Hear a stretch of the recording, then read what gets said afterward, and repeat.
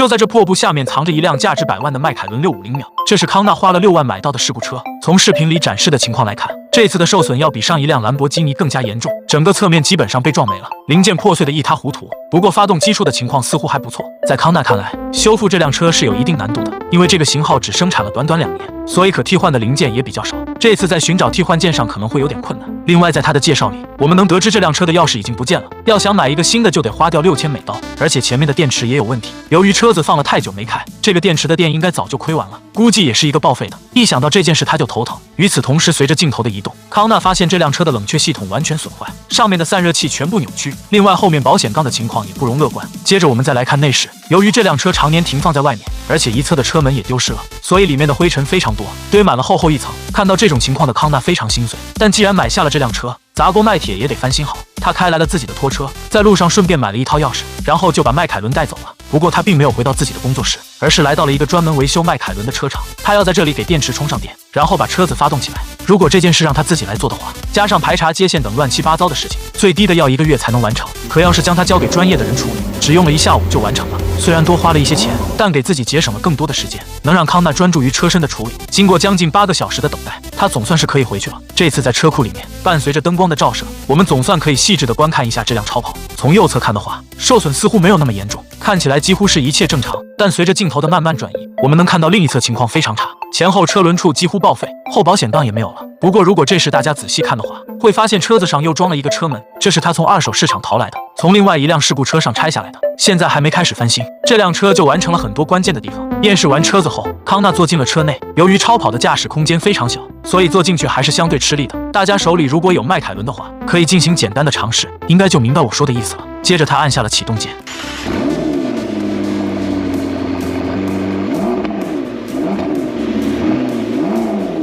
当然那个火焰并不是真的，只是一个小特效而已。另外从仪表盘上显示的信息来看，这辆车仅仅行驶了740英里，相当于咱们这边1100多公里。如果将它修好的话，那就是99新一手美女自用车，卖出去肯定不会亏。看到这种情况，康纳也是很满意。在开始翻新车子之前，他拿到了一个巨大的包裹，这里面装的应该是一些车身套件。康纳对这种包装非常满意，因为之前他收到的包裹里都是一个大木头箱子直接发过来，里面的零件摆放的乱七八糟，有些甚至还压坏了。虽然当时也有人赔付，但是中间还是耽误了不少时间。至于这次的包裹里装的什么，我们跟着康纳一起来拆个箱。首先就是上面最大的纸盒子，这里是一个全新的红色车门，颜色和那辆迈凯伦并不匹配，但是成色看起来非常好。如果康纳把车子变成和车门一样的酒红色，我想最后的效果会更好。大家觉得是成色好看，还是刚才的酒红色好看呢？把你的意见留在评论区。接着我们来看第二个包裹。从这个巨大的体积来看，我原本以为是一个前机盖呢，没想到康纳拿出来的时候，竟然是后发动机盖，而且颜色也是酒红色。我有点怀疑这些零件都是从同一辆车上拆下来的。接下来是第3个包裹，这个里面装了好几个套件，不过我暂时没看出来是什么部分的，有谁懂的可以科普一下。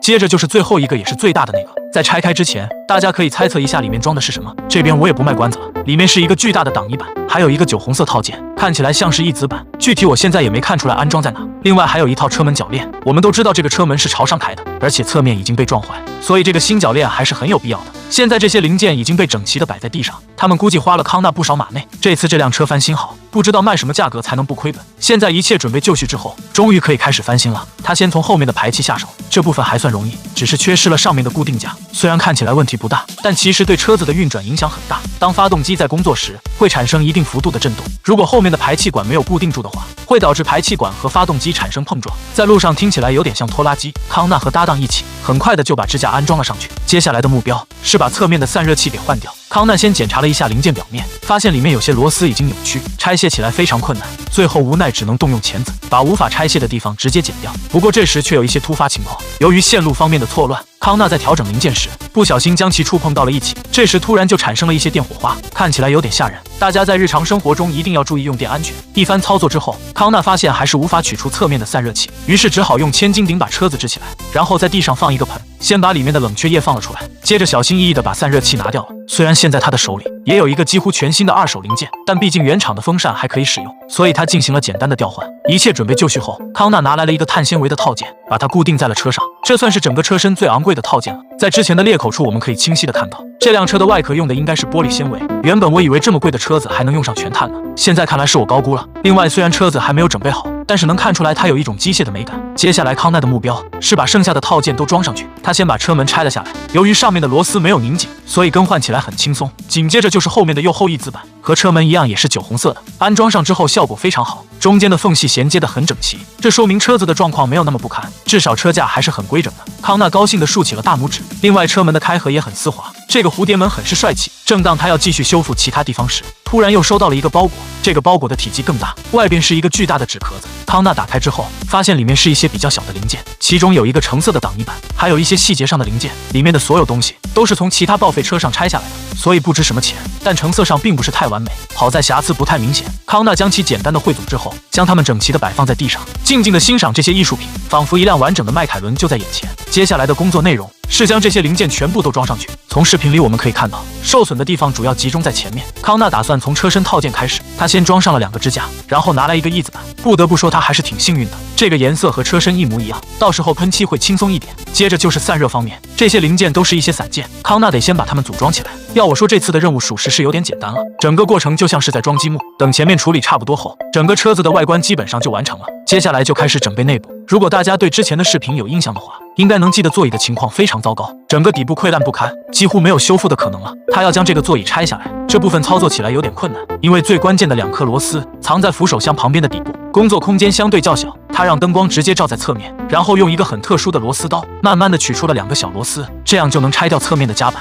至于这个座椅，还需要拆掉下面的底座，好在这里的螺丝位置很方便，康纳很轻松的就取出了这个座椅。他原本打算把椅子送到皮革厂，让专业的人进行修复，但没想到上面的安全带还藕断丝连，和车身连接在一起，无奈他只能再把底座拆开。这一套流程下来，整整花费了2个多小时。在等到新座椅回来的时间，康纳要处理一下车身套件，主要是前机盖和翼子板这部分，表面上有一些擦痕，如果买一个新换上去成本就太高了，他决定自己动手翻新。康纳先用工具将表面打磨干净，然后对缺损处刮上一些腻子，经过多次的打磨调整，最后给表面又来了一层釉，方便最后的喷漆。翼子板方面的问题还比较好解决，麻烦的是车子的机盖，这上面不止有很多磨损，还有一处竟然鼓包了，不过从视频上看并不太明显。为了将这里修复，康纳先对表面进行加热，然后找来一个锤子和木棍，小心翼翼地进行敲击。要我说，他这种修复手法也太粗糙了，要是来到我们这边开修车铺，肯定不到2个星期就倒闭了。这个方法虽然看起来很土，但没想到还挺有用的。机盖的表面很快变得非常平整，现在车身整体已经翻新完成。与此同时，康纳也接到了一个电话，